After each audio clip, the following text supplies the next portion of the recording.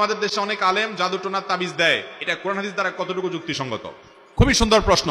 অনেক মসজিদের ইমাম সাহেব আছেন, অনেক আলেম সাহেব আছেন, অনেক মুয়াজ্জিন সাহেব আছেন, অনেক হুজুর সাহেব আছেন, ইয়া লম্বা দাড়ি লম্বা জুব্বা সবই ঠিক আছে, কিন্তু ওনার কাছে গেলে আপোষের তাবিজ দেয়, আবার বিচ্ছেদের তাবিজ দেয়, আবার আপনার একজন আরেকজনের পিছনে শত্রুতা উদ্ধারের তাবিজ দেয়। আছে না নাই? এই মানুষগুলো এই অপকর্ম যে করছে নিজেরাও জানে না যে দাড়ি টুপি অথবা ইসলামী লেবাস পোশাক পরেও তিনি যে হারাম কাজে লিপ্ত তিনি নিজে জানেনও না। কোন মুসলমানকে কারোর ক্ষতি করার জন্য সহযোগিতা করা কি জায়েজ না না জায়েজ? সওয়াবের কাজ না গুনার কথা? তাহলে হারাম কাজ কবিরা গুনাহ যে হুজুর করেন, সে হুজুর করলেও সেটা কি হবে? কবিরা গুনাহ হবে। কোন মসজিদের ইমাম যদি এরকম কোন তাবিজ কবজ দেয়, এরকম কোন কায় কারবার করে, তাহলে সেই রকম ইমামকে নসিহত করতে হবে।